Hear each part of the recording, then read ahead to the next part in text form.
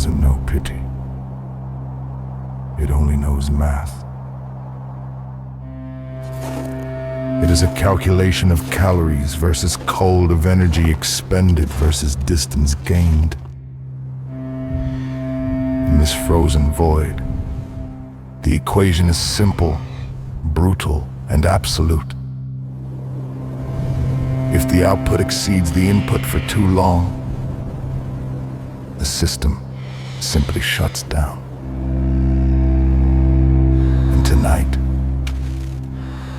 the numbers are bleeding out. Look at this eye. The pupil is dilated, a black pool swallowing the faint starlight. The lashes are heavy, caked in rime ice that welds them together with every blink. It stares out into the white abyss of the mammoth steppe, searching for a shape, a shadow, a movement. But the horizon is empty. The herd is gone, the thundering rhythm of 10,000 hooves has faded into the storm, leaving behind only the silence that screams. He is falling behind an elder bull. His joints ground down by a decade of migrations, his muscles withered by the relentless winter. He is alone. But he is not unobserved. Behind him, where the snow mist swirls like living smoke, gray shapes materialize from the gloom. They do not run, they drift. The direwolf pack does not need to hunt him down.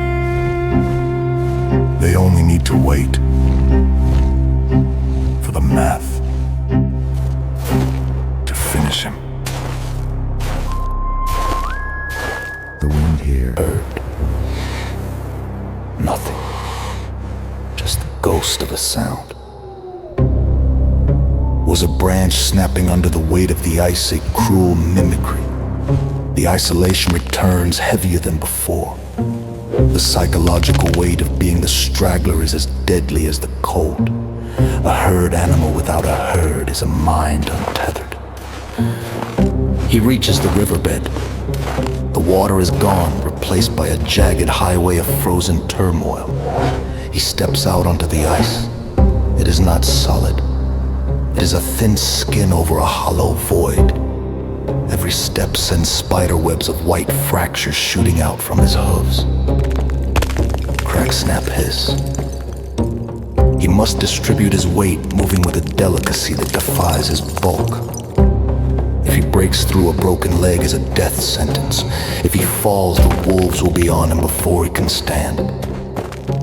He walks on eggshells made of diamonds. They stop hiding now. To his left, a silhouette detaches itself from the tree line, huge shoulders like a bison, a dire wolf. It doesn't look at him. It trots parallel to him, matching his pace step for step. It is not attacking, it is escorting him to his grave. To his right, another appears, then a third behind him. They form a loose, fluid triangle. They are conserving their energy, letting him break the trail, letting him fight the snow. They are the patience of the mountain given form. They are checking his gait, watching for the limp, waiting for the stumble. The cold has reached his lungs. The delicate tissues of the alveoli are beginning to freeze, and rupture fluid is leaking into the airways. His breathing changes. It is no longer a huff. It is a rattle, a wet, bubbling wheeze that shakes his entire rib cage. He is drowning in the open air. Oxygen deprivation begins to dim his vision. The edges of the world go dark, tunneling his sight down to the few feet of snow directly in front of his nose. The gray shapes of the wolves blur into smears of smoke. He forgets where he is going. He only knows he must move legs that no longer feel like his own. A buried root catches his hoof. The tired muscle fails to correct the balance. He goes down hard, his chin slams into the ice crust, sliding forward, his legs tangle beneath him. He lies there, chest heaving against the frozen ground. And then the lie begins. It doesn't feel cold anymore. As the hypothermia deepens, the brain fires its last desperate signals. He feels warm, a pleasant wrapping heat that spreads from his core.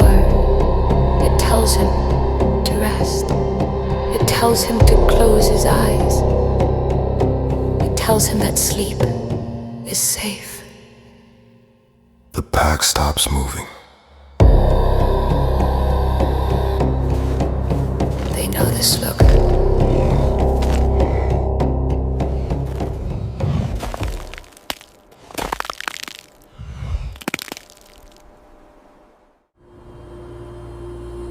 Something ancient snaps inside him.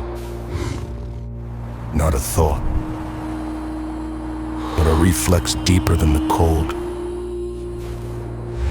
The will to persist, he snorts, blowing a gout of blood mist onto the snow. He does not accept the warmth, he rejects the sleep.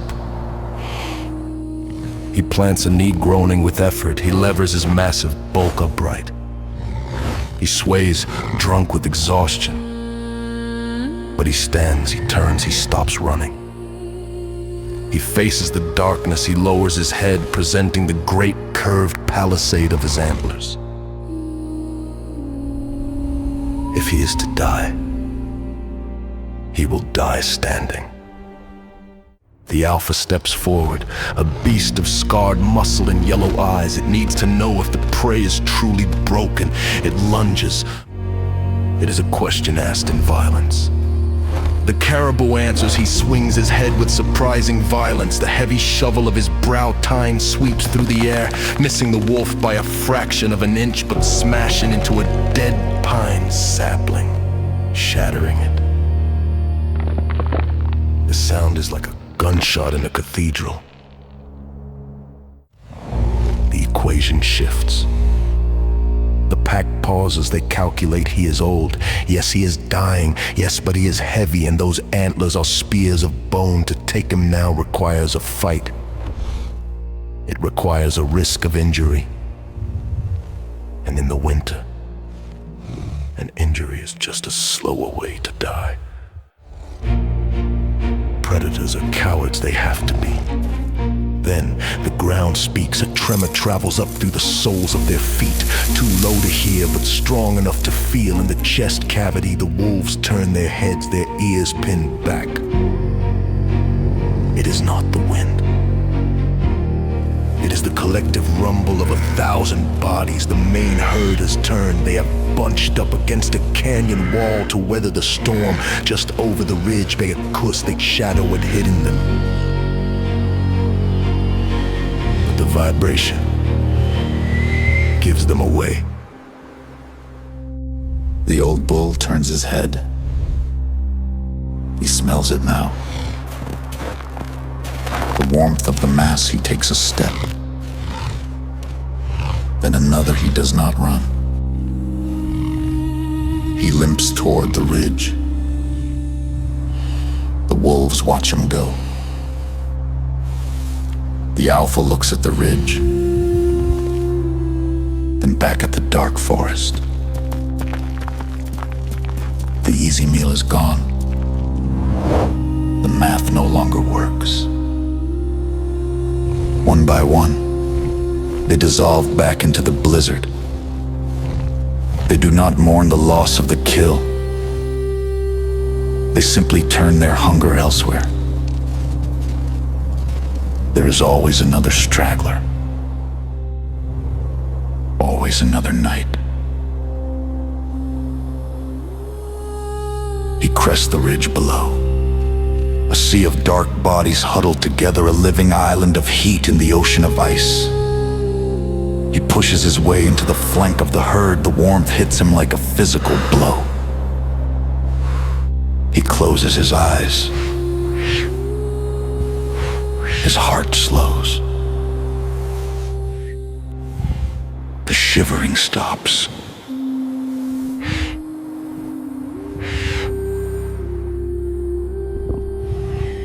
He has won the night. But the solstice has only just begun. The sun will not rise for another month. The cold will return. The wolves will return. Survival is not a victory. It is merely a postponement.